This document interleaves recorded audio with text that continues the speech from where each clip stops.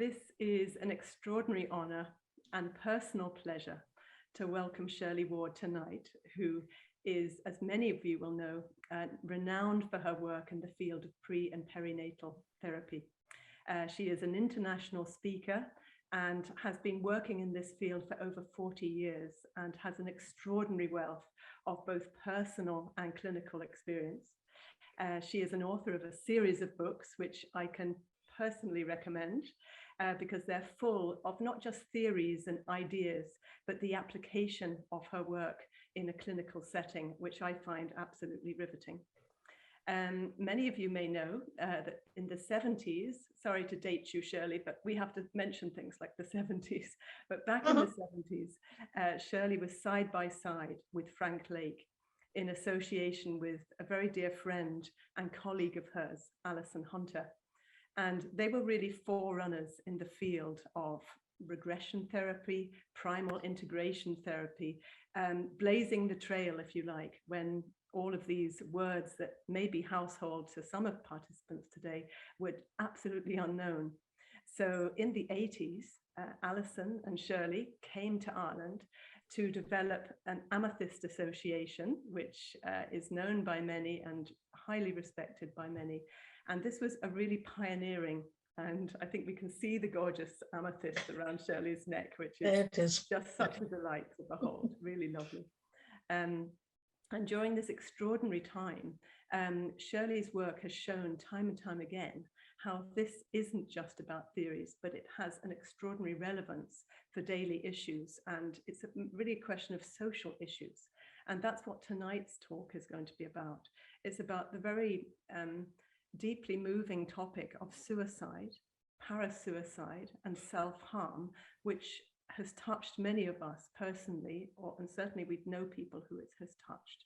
And tonight I'm really looking forward to hearing Shirley's views and how she's seen these issues arise in her clinical experience and what it's got to do with the very origins of ourselves.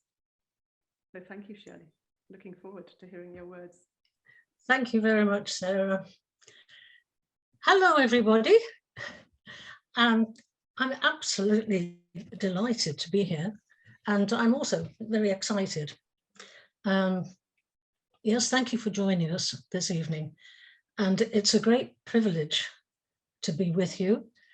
And I do thank Birth Journey Professionals for inviting me. I know out there, and I'm seeing some of the names come up on the screen, I know there are some old friends out there, and there's also some very new friends.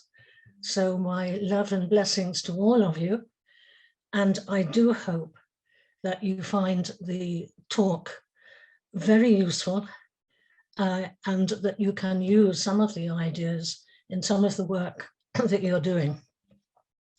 Now, I would like this talk to be in a culture of kindness and gentleness, because it's a very emotional and emotive subject that we're talking about. And the more gentle I can be with talking and telling you about what we've discovered, then it helps everybody not to get frightened or fearful about their own birth and those of their children and grandchildren, because this is a topic that has not been looked at, say, for a long time. And of course, many of the ideas, as Frank Lake's ideas, were very much 50 years ahead of his time when he was working in the 50s and 60s.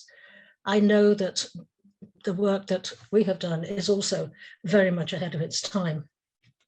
But whenever we're able, and I find this myself, that I must be aware of the different ways in which we can help those who are suicidal. And I respect all the different aspects of the work, of the birth journey that all of you are involved in tonight. I'm also very aware that the nation is in mourning for our beloved Queen Elizabeth. And I did consider postponing the evening in due respect for her. But I heard her words resonating. Keep calm and carry on. Keep calm and carry on. And so I listened. And so here we are. It went through my mind that if we had postponed the evening, there may have been someone who couldn't come another time. And this is a time that we had arranged. And who knows, that something I might say, just a sentence or a word, we could save someone's life. And that is why we keep calm and carry on. You know, for many years, we believed that the first 5 years of life are the most important. And yes, they are important. But we have continued to take the work further back.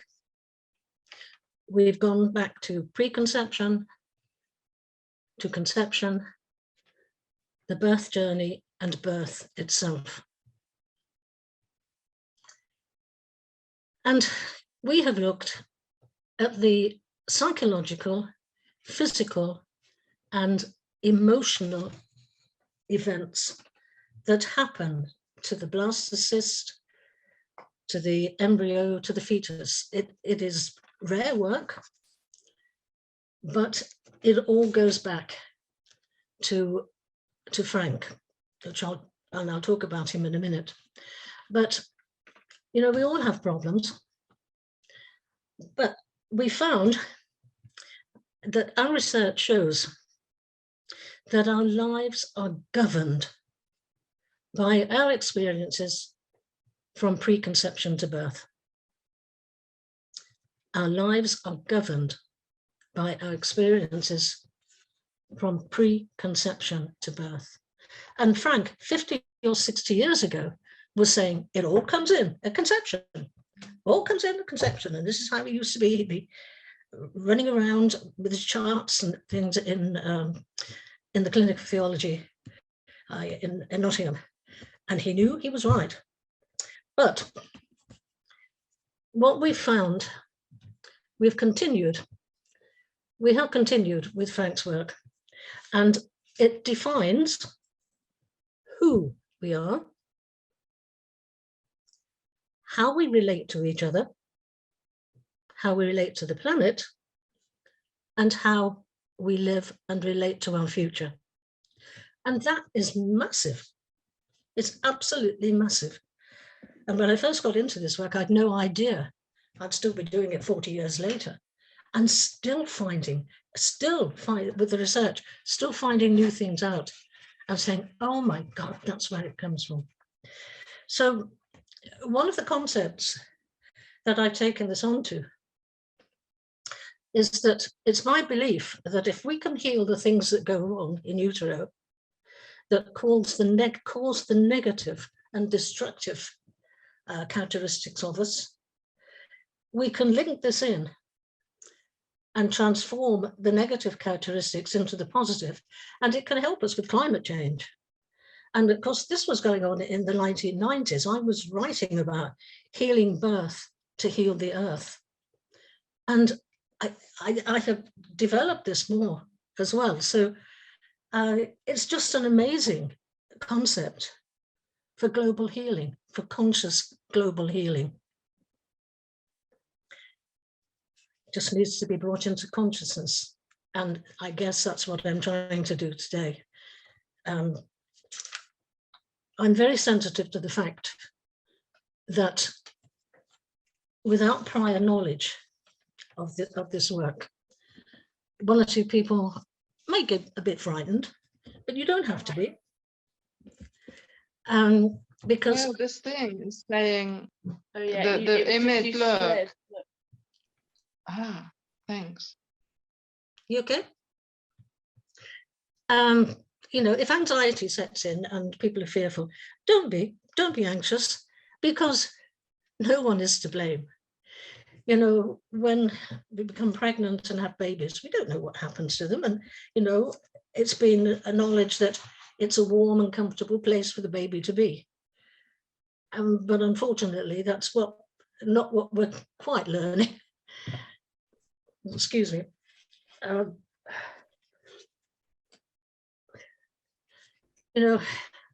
learned from my friend, Rosalind Briere, that the only sin is ignorance. And once we learn about things, once we learn from research what is happening and the experiences we have and what they actually do for us, then we're not so ignorant, and we can do something about it. Now, we found for healing that it's been necessary to identify the historical place, that's where it happened, and secondly, the physical event. What happened? And then thirdly, the emotional stress, why it happened. And you can take that right across the board with any problem that we have. Where did it happen? What happened? And why? And that's a very simple way of working, as the psychotherapists out there know. And you're doing a fantastic job, because once an individual knows there is a place where a problem originated, it can ease the guilt, it can take away the pressure, it can change, it can transform the life. And we have a very strange ability in us, which, like that, you can say, I saw the light, that's what happened, and it dissipates. And this is what we have found in the pre and perinatal work. And some of you may know of the late John O'Donoghue, the Irish poet, the Irish writer. He's an ex-Catholic priest, and he loved to talk about psychotherapy, and he loved people. And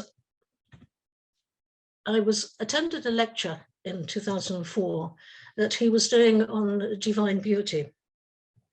And one of the things that he said was, death by suicide is unnatural. Something else is going on in every death by suicide that is not visible. And that sentence, he said, hit me very powerfully, particularly with the work that we do. And John, he knew us, and he knew of our work, and his interest in psychotherapy, and his words were, find it, make it visible, and tell the world. I've never forgotten. Something invisible, something that's not visible, is somewhere there in suicide.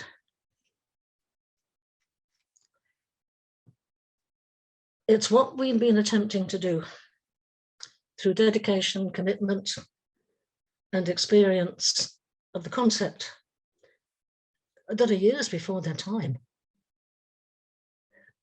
And I think of the words of Jean Houston when she talks about our time is now. And maybe it is time now for the seeds of this work to be set. Of course, we're not the only people. There are other people doing this in the world. But in some ways, we haven't got together yet. And I do apologize. I tend to be unassuming, and I tend not to push forward, because this work is so important. And maybe it's my time to get out there and do something. but I've tried it with writing, and quite a lot of the stuff that I talk about is actually in my books. Now, we've been talking about Dr. Frank Lake, and those of you maybe who knew Frank, I know there's not many of us left who knew Frank because he died 40 years ago. Frank died on the 10th of May in 1982. And Alison was a pastoral consultant with him in Nottingham. And just after he died in May, she founded Amethyst on the 4th of December, 1982. So in fact, Amethyst celebrates its 40th birthday this year. And as you heard, Alison passed away in 2019.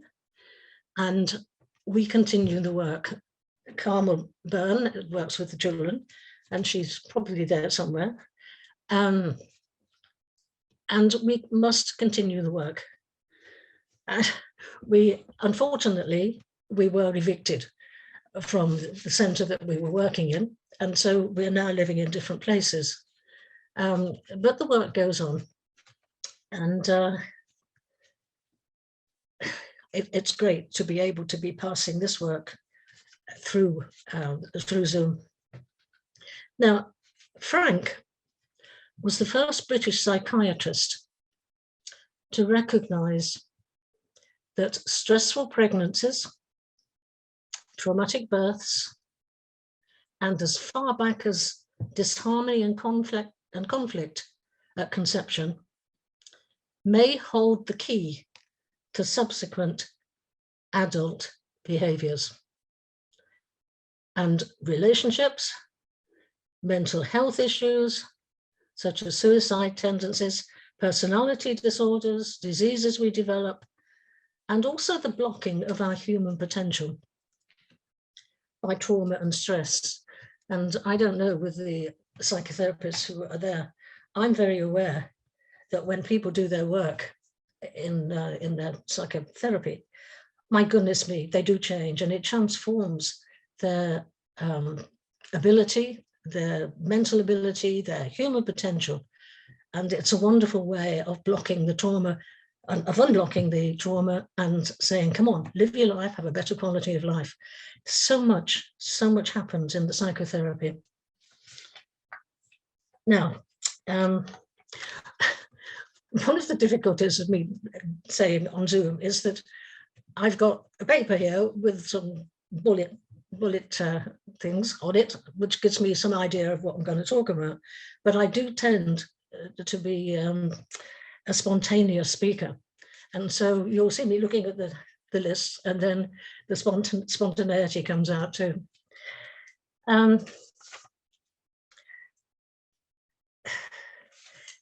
So what are we actually intending to do? Well, we're helping people to go back and find out what happened. What happened before conception for you? What happened during your birth journey?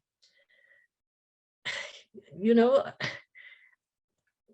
can we really understand? Can we really believe that there is cellular consciousness? Can we really believe that when we were in that womb, when we were conceived, we knew what was happening? Oh boy, yes, we can. The skeptics, that's okay, I don't mind. There's been plenty around. But when you come across this work and you're ready for it, and you're ready to look at it, and ready not to go into therapy, I'm not talking about that, I'm talking about bringing it into consciousness, then that's fine. But in the early days, our methods of work, particularly with Frank 40 years ago, he was right into the primal integration and regression work. But, you know, over the years, primal integration and regression work, we don't really do it anymore because we don't want to take people back into the trauma that they first had in those early days.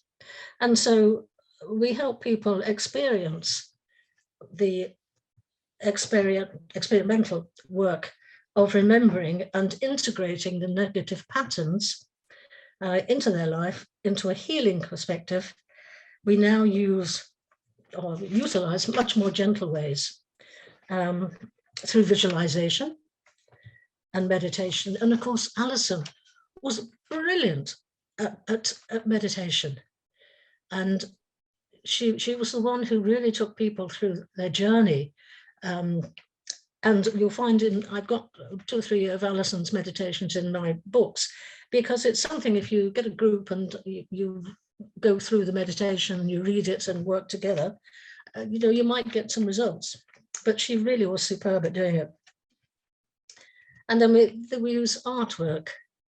And Carmel Byrne, who is the other psychotherapist who worked with us and is still working, she uses sand play. She sees a lot of children.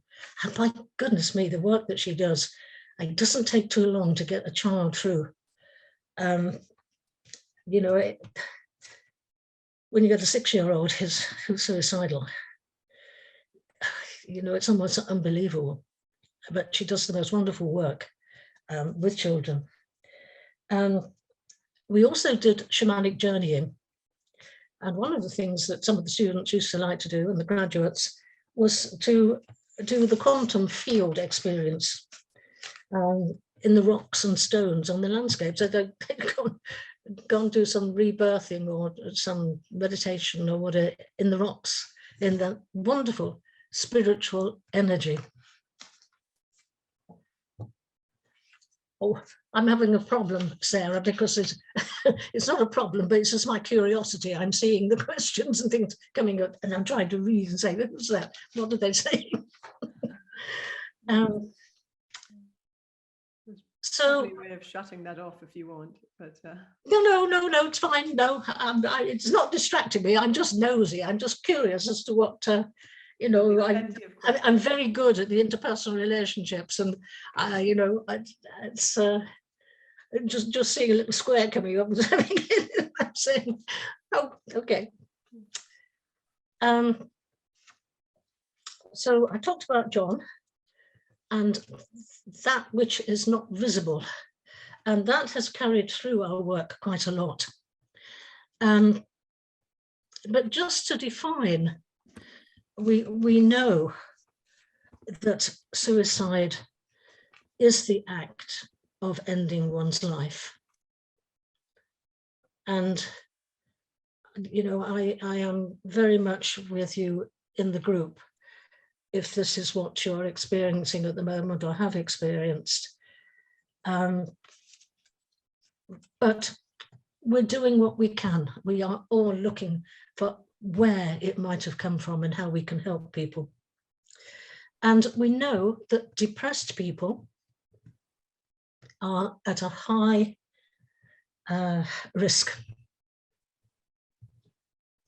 Now, the parasuicide is the name that is given to those who self-harm and attempt suicide where death does not occur. And these are the ones very often in psychotherapy that we're working with. At this time in the world where there's so much change and we resist change, we're having to move along with it, but the resistance to change produces deep psychological changes in us. And you see it happening in people. And maybe sometimes you feel it in yourself. We have to be very strong these days. Because the loss of stability in families and society, in religion and schools and organizations, it does mean learning new ways of living. And we have a lot of work to do.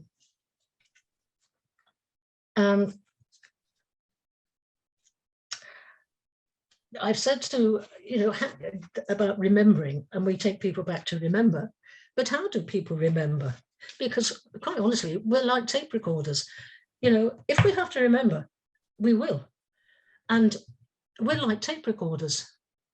At a cellular level, we carry our own life history, but we also carry our families and the genetics and the history of our family.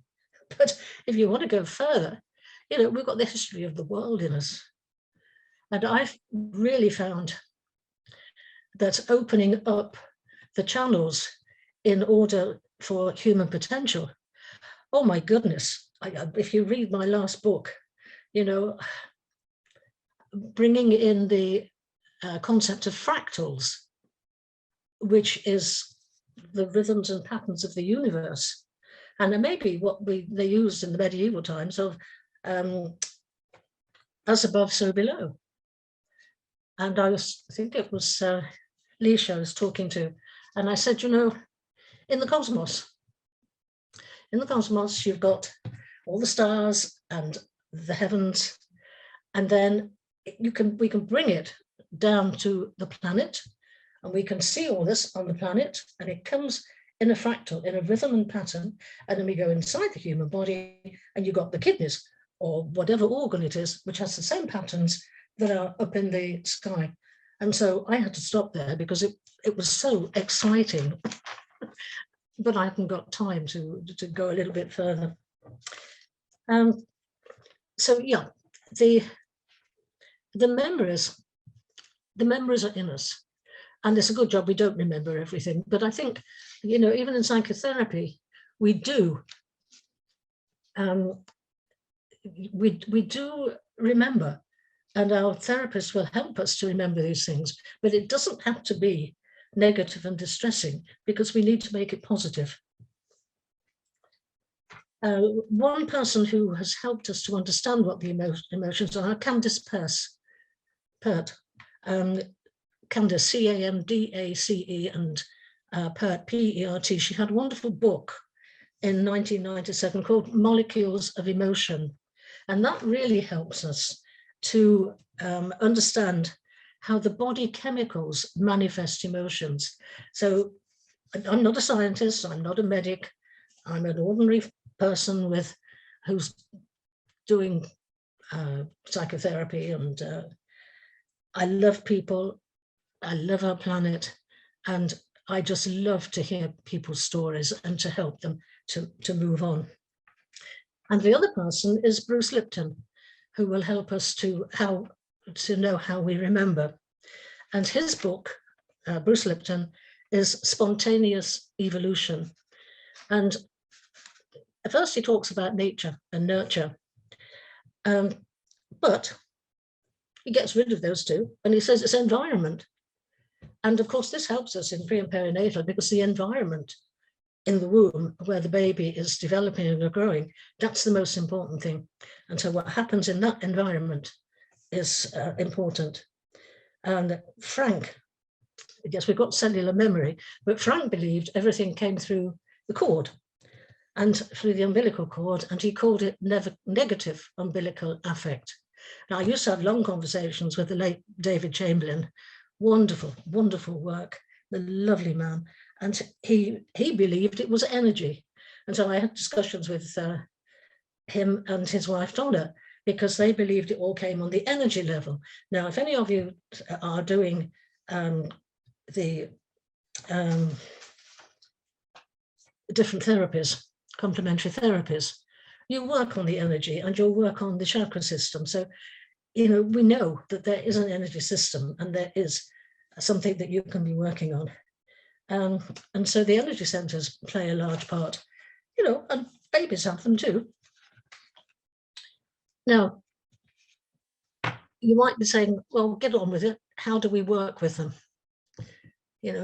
How can we help? What are some of the ways in which? Now, one of Frank Lake's major concepts, one of his major concepts was the dynamic life cycle. And a couple of my friends who were there, we were together with Frank 40 years ago, that dynamic life cycle, he referred to as the dynamics of the early childhood, the mother and child relationship. Now, he based his model on acceptance. Great. to be accepted, because that gives you sustenance and nourishment, which you get the status to achieve. Now, that sounds pretty simple. Acceptance, sustenance or nourishment, status, and there we are, we're going to achieve. Now, I doubt very much that we're going to see people in psychotherapy where that is being lived the right way around. And I say it's simple, but we do have to be accepted right from conception. Now, if we live this the wrong way around, excuse me, I haven't got a cold, but I've got a slight cold.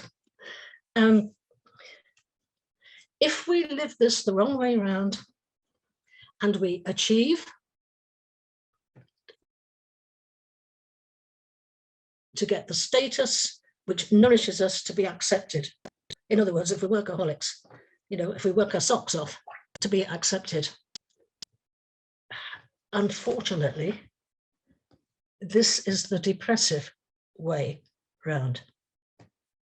Now, if we link up depression with suicide,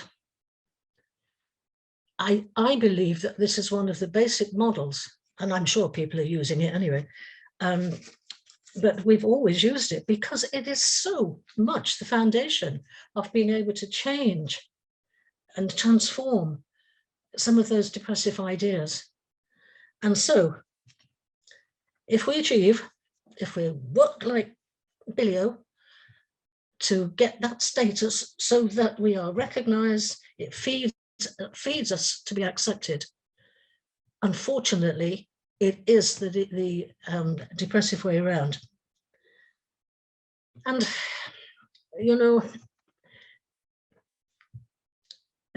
many of us are unplanned pregnancies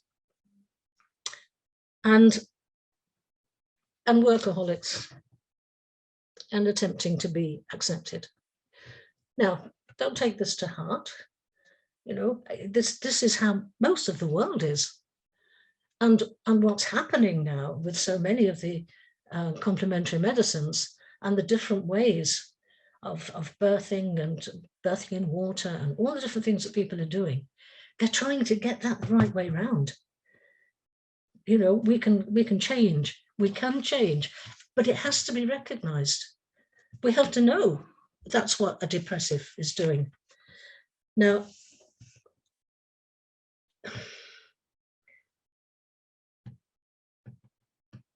I'm thinking that anyone who is working with pregnant women, that this is something that you can talk about, and acceptance is the thing, not achievement to start with. We will achieve if we're accepted, and this will happen at school, it'll happen in families, it will happen in organizations, anywhere that you are accepted. I think, when I'm talking, I basically feel that this is where I'm coming from with this work, because I know over 40 years that we've got the research, we've got the results. We know that in some cases, all right, I say it's a possible way, but I do know it works. It's worked with me. And I know it works. So maybe that simple thing of feeling accepted or helping someone to be accepted can help that depression and possibly remove those feelings of suicide. Because now I'm just looking at the time because I can go on all night, but I need to get it in order.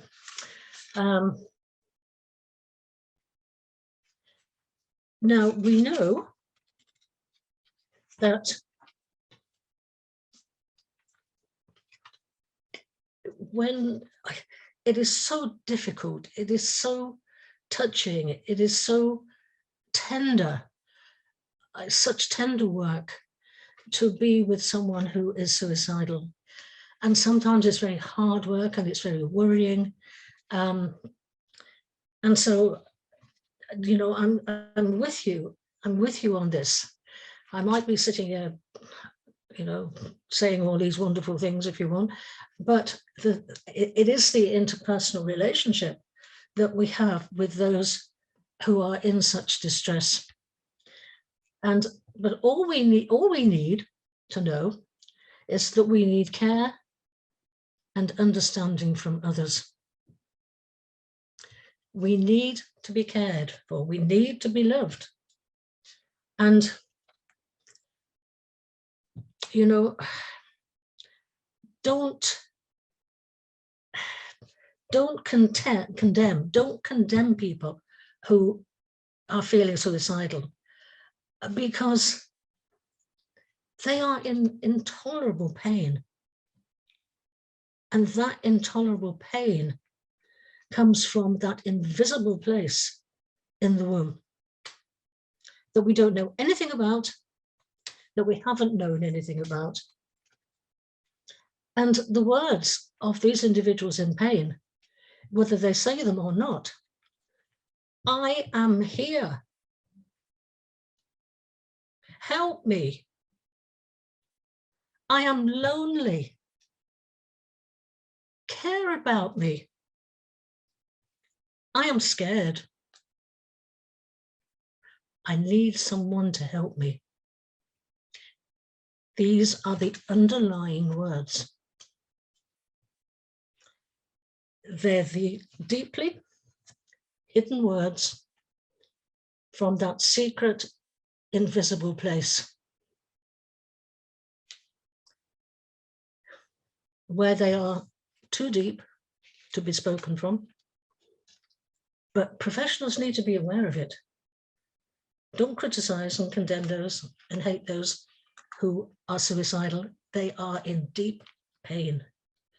And I remember I did a lecture some months ago on the personality disorders. And you know, this is another topic, but this is where it comes from. It's that deep pain. And so where does it happen? Now, in 1975, Stanislaus Grof named 4 major levels during pregnancy, which he called basic perinatal mages. Now, those of you who 40 years ago will know of this. It's still in his books. But he talked about before birth, the beginning of labor, and before the cervix opens, the struggle to get out, and the baby breathes and establishes a new existence. So that's right just before birth. Now, Frank put 4 levels of fetal response. When this is happening, how does the fetus respond? He said, level 1 is ideally good. Everything is great. It's warm and tender. It's caring and it's loving. And you mark my words, we don't see them in psychotherapy. The level 2 is coping. In some ways, mother is failing to meet the fetal needs. And there's a lost hope of the ideal. This was going to be so wonderful, but I can just cope. And they attempt to cope with the deficit and distress. Something's not quite right. Level 3, Frank said, was total opposition. Facing total opposition of all that fetal life should be. And invasive maternal distress sometimes. Now, mums can't help this, for goodness sake. I don't want you to be hearing this and saying, oh my God, it's my fault. No, please, please. We're working on trying to stop some of this. And I think we can do it if it's made more conscious. Now, level 4 is the transmarginal stress. And this is stress beyond bearing. The fetus longs not for life. The fetus can't bear anymore and it wants to die.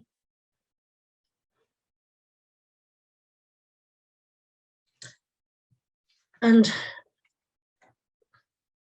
originally, these 4 levels that Frank brought in were just on those BPM 1, 2, 3, and 4. But over the years, with the understanding of the fractal dimensions, which I don't want to talk about in this talk, it's something else, and you'll find it in my books anyway. We took this concept to before conception, and during fertilization. Now, you may not believe this. Frank always said, everything comes in at conception. In my later years, over the last 10 years, instead of having people in psychotherapy for 2, 3, 4, 5 years, as they are sometimes, I sometimes did it in one session. And do you know why? Because all I did was took them through their conception. And this, I'm not claiming to be a miracle worker because I'm not. This is what happens with some people if you just take them through their conception. And it can do the healing. It amazes me, I'm sometimes really quite have not known what's been happening, but got a few minutes, Sarah. I want to just do with you. Shirley, yeah. Okay. One of the difficulties is being, after 43 years of research, I can just go on and on and on and on and on. But I've tried very hard to keep in focus and to keep to the fact. As I say, this is a very emotive subject, and I don't want to hurt someone and I don't want to cause you distress. This is something that we feel can help others in distress, and just knowing that place. Now,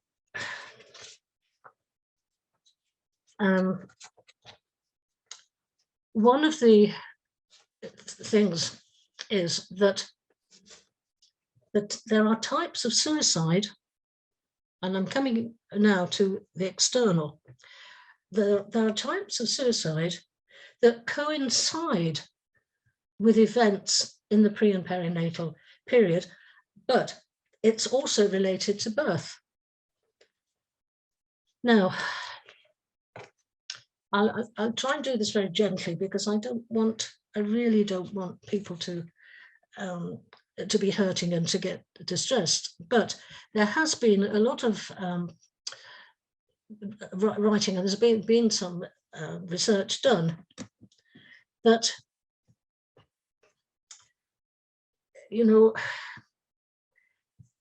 suicide, which comes from strangulation of the cord in the uterus. We can sometimes get tied up with a cord. And working with people who would feel that they would commit suicide by hanging, it seems to be related to the cord, of getting tied up with the cord. This may seem too simple, but it isn't. It's what we found out from people who are contemplating suicide. Drugs overdosing may be likely to be related to a drug birth, and meditation taken during the pregnancy. Now, if someone who is contemplating suicide knows that there is a place that this comes from, it can change it. Oh my God, I don't want that. I don't want to go and hang myself because of the cord. And if mum took pills to, you know, it doesn't belong. It doesn't belong in the present. And, you know, eating disorders and anorexia nervosa,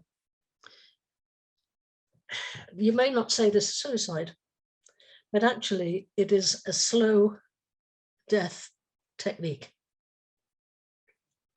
And we found that placental deficiency, when something happens with the placental deficiency, that the baby's not being fed, and eating disorders could be related to mother not eating properly.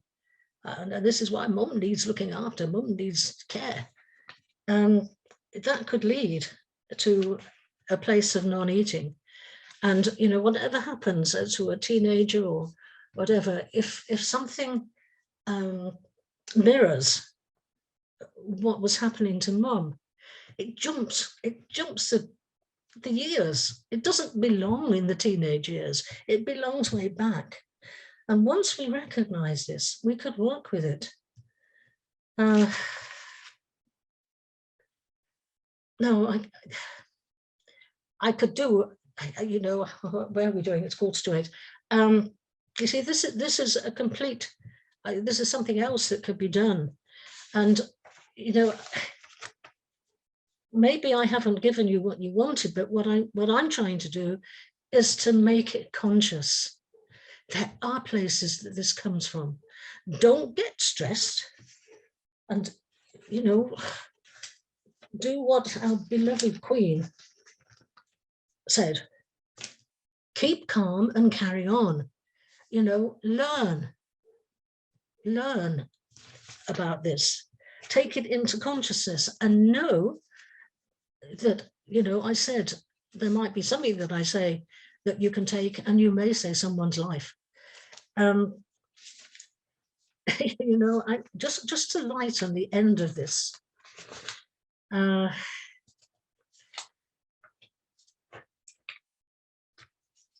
I'd just like to give you a little bit more on on birth.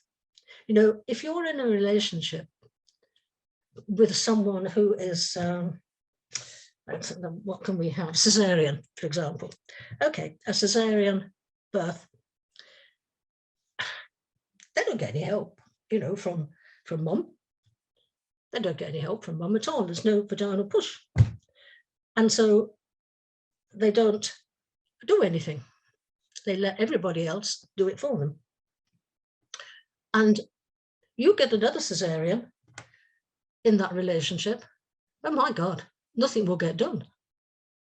And you think, well, they're a lazy pair, aren't they? They don't do anything. But in fact, if they've got that conditioning of the cesarean birth, and there is something in us where all this is at a cellular memory, and we cannot deny this. And some of you may have studied cellular memory and so on. But, you know, if you're a forceps, and I was a forceps, and forceps, of course, it's here and it takes the top of the head off. And we found that migraine is actually very often related to a forceps birth. You know, keep off the cheese, keep off the carrots, keep off this, keep off this. Just sit in the chair, put your hands there, and you'll realize that migraine is that forceps. But forceps was supposed to help people. You know, it's wonderful. It helps, it gets the baby out. But you get 2 forceps in a friendship. Oh my God. The rows, the fights, the arguments. And sometimes you have to say, oh, come on, this is only forceps. It doesn't belong here. But it does give you that, that conditioning. Now, Sarah, I could go on and on and on, but I just hope that those of you who are here tonight, I just hope that you've, you know, that I've been able to bring into consciousness something maybe that you haven't thought of before, and keep going. and look after the people who need your help. Now, Sarah, is that okay? Shirley, thank you so much. There are some questions bubbling up here. I can't read them. But I mean, as the topic is very specifically about suicide and self-harming tonight, I just wondered, is there something particular that you could say around your personal work, clinical work with people, how you've actually seen? I mean, clearly, it's there are so many possibilities here, but in terms of some resolutions for people when the light's been shone on this. I've known there's something that come up. If you read Shirley's books, there are lots of answers in the book. But can I just read you something about that someone wrote about what's it called? Self-inflicted injuries. This is what you're talking about. Yeah, why not? Yeah. Well, it's only that it's in. Can you see? Where is it? Birth, Earth, Our Future. And on page 175, someone is saying, in utero, there was nothing nourishing coming through the cord. I existed in pain. Pain was my constant companion and validation. Later in life, my self-injurious behavior came directly from this place. And she goes on to tell you what she does. And she self-inflicted, she beat her arms on a cast iron bed. She punctured the half moon of a finger. This was the self-healing. And she said, pre and perinatal work, that was meaning finding out the pain that she couldn't deal with, has helped me to make connections. And it also helped me for the schizoid split, because it's there as well. You can get that schizoid split together. When I was born, the cord was around my neck and I lost consciousness and nearly died. I chose to live, but it left me with what used to be an inability to speak. And I struggled with the blankness and searched for words. I share my story as my personal healing continues, and I hope that it helps others to be aware of where their own place of origin and pain and dysfunction comes.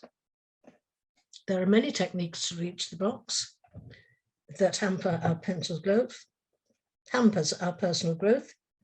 There is great hope to get through the physical, emotional pain and to reach the spiritual dimension. And that's just... But that's really helpful, Shirley, because I think that's what we want to hear. And that's what I want to hear anyway, that there's that potential. And it's in the books, and Karma works with children. And you've got in our books some of Karma's case studies where children 4, 5, 6, 7, up to 13 and 14, she's helped through. Yes, we can acknowledge it and we can actually transform. Yes, that is what we're trying to do. I've wanted to write these books for years, and people have been saying, oh, come on, Shirley, come on, we want the book, let's have the books. We weren't ready. Yes. We weren't ready. Well, there's some meaty questions here, so we could see whether we can address some of them. Katrina is wanted to know, does a difficult birth where babies pass out lead to more likelihood of suicide? I don't think I could give you a direct answer on that one. Each case is different. And I wouldn't want to say yes or no, because, I mean, is it still a baby, or is it a child now? Or and probably Carmel is the one to answer that question because she works with them. But you see, I don't think so. Not with good mothering. Not with good parenting. Once you've got the consciousness, once you know that this where it's come from, a mother can help, really. I mean, I remember 50 years ago when I was teaching, and I am nearly 81. 50 years ago, I remember a child he was very quiet, and he was having difficulty at school. And the mother came to see me and she said, Miss Ward, she said, you know, he had a difficult birth. And she knew. I didn't know any of this work then. I was just getting into it. And 50 years ago, the mother said, this is what, and I think the lady who's asked that question, if you know that, then work on it. You know, just your own intuition will tell you what to say. And if a child needs to know about their birth and needs to know that there was a place when this happened, it could heal, it could help. I don't think parents should be frightened of talking about a child's birth with them. Mm. And so it's as much about working with the parents as the child. Because yes, and that's what Carmel does. Yeah. Carmel does bring the parents in. And, you know, it's a very good way of working. The trouble is finding someone who will do it. Mm. And of course, if you're waiting for social workers and so on, it can take a few years. Absolutely. There's a question here that's more about multiples. I'm wondering, says Jackie, how the loss of a womb twin relates to level 4 that you mentioned in regarding to Lake, rather than it being totally due to the energies coming from the mother. Sure. Yeah, I don't know whether you know Andrea Althea Hayton's work. Althea was a great friend of ours, but she died about 5 or 6 years ago. But she's left some books on all this. I don't know whether the person who asked the question knows Althea's work, but there might be an answer in there. And you know, it's very difficult to say yes and no, but it could be. It could be. It's another whole rich area that I'm sure I'd love to hear you speaking more about another time, Shirley. Listen, you'll have me on here. Listen, I've got 43 years of experience, and of course you have to pick the most difficult one for me to talk about. Absolutely, of course we do. We're testing you out. I know. And there's a question here from Anne about how do you take someone through conception, which is, again, I think I would personally love to hear about some of your methodology, which I think this question is about. But how do you take someone through conception in one session? Do you name? Well, through the actual process.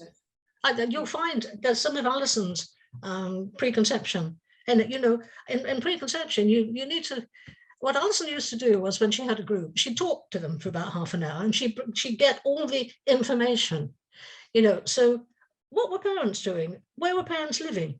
What was happening? What was happening in the world? All that, because it's in there, it's in the cellular memory. So what was happening in the world? What was happening? Were parents living with in-laws or whatever? Conception? Where was conception taking place? Were they in love? Did they love each other? You know, all the normal things that are happening before. And, you know, the indigenous tribes and all these people, you look after them, the people who want to conceive. They look after them for months before. And we just have, you know, the unplanned pregnancy. But all this other stuff, the preparation for conception, well, I'm sorry, I've gone off on another tack now. Sorry. Well, not at all. It's just pointing to how it's a whole societal thing, isn't it? It's not just about the individual. It's like we all need to support. Yes, it is. I get that, you know, and you put this into a visualization or into a short. You know, one of the things you can do, and Alison would love this, and I know because she's around, and I've got the amethyst. Those of you who know the amethyst, there it is. You know, get someone to read or to record that visualization and then use it. No, that's yeah, a useful method for sure. That's another method, yes. There's so many fruity questions here. I mean, there's a very interesting one here, again from Jackie, concerning divine homesickness, this idea that perhaps we'd rather go back to where we were. And that could be an aspect of the suicidal ideation, I guess. You know. It's in my last book, The Spiritual Dimension. Yeah, there's people who have never really accepted their incarnation. And sometimes a visualization of You know, what is it that's missing? You know, what is it that you want to go back to? So many of us are waiting, you know, are waiting and saying, well, you know, I mean, here I am at 80, nearly 81, saying, well, I've got a lot of blinking work to do. I've just got a house, an apartment here that I've got on a 25-year lease. Well, that's great, because I've got a house now and I can live till I'm 105. If I can live to 105 to get this work out, if I can keep myself healthy. But yes, that spiritual dimension is there, and it's very important. But again, it's in birth, earth, and our future. And then in terms of pregnancies where termination was considered, that's obviously another massive topic. But how does this impact the baby? Is the question from Diana. Well, I think the person would know. Oh, she wanted to get rid of me. But you can get over that, you know, with the care and the love and the contact. You really are wanted. I really wanted you. It is to do with that child-mother relationship and how deeply you can go. And if they know, you know, I don't know the situation. I don't know whether this has been talked about or whether the mother knew, but the child doesn't. It can come in, well, you know, it was very difficult at first, but we do love you and we do want you, and, you know, get that acceptance, get the acceptance model right, accept to achieve. For sure. Yeah, I mean, that model of Frank's, you know, some people have said to me, who are supposed to be in charge of Frank Lake's work, oh, he's gone. You know, the work's not there anymore. It's not, we can't use that. They've no idea. You know, it's the basis of what's going on. I know many other psychological things are happening, and there's so many people coming out with concepts and things. But I tell you, those 2 or 3 things of Frank, they are at the foundation of everything that we're talking about. And as you're saying, Shirley, I mean, there's a lot of interesting comments here that I'm sure you can see later, but in terms of a lot of people are pointing back to conception, because obviously there's a lot of talk about birth and the trauma of birth and whether it was this way or that way. But if a lot of the heart of it all began at conception, I guess that lays the foundation. And Frank said it. He said it 60 years ago.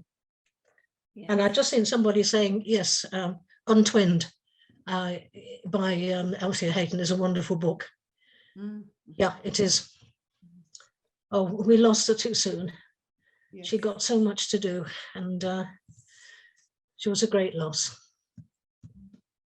So there's a lot of different comments and themes here, including questions about whether vacuum birth has a particular dynamic. But I guess as the topics about suicide and self-harming, whether there's anything you'd like to say in relation to vacuum, in relation to that theme. Well, every type of birth has something. You know, I could have gone on and on and on, but that's a different one, because that's birth scripts become life scripts. And I can talk more about fractals, because put that rhythm and pattern on the concept of preconception and conception, and it comes in there. You know, I don't know what people are going to do with this information I'm giving you, but it must be in consciousness. The professionals need to know, and it needs to know, and know, as I say, you know, you think of that tiny wee blastocyst and embryo and fetus. The pain. It's not their fault. It's up to us who become conscious of it to find ways to help them, and simple ways as well. Yes. Could you repeat again for me, actually, Shirley, just in a way, perhaps as summary, John O'Donoghue's beautiful words about bringing that thing to light, because in a way that feels to be a recurring theme in what we're speaking about tonight. In a way, being with the unspeakable, being with that territory that's so painful to even speak about and talk about. He was wonderful. He loved our work. He knew us. But those words that he said, now the first words he said were, death by suicide is unnatural. Mhm. Mhm. Something else is going on in every death by suicide that is not visible. And that hit me. Mhm. Our work, I know that people don't know that this is going on. And then he said to us, find it, make it visible, and tell the world.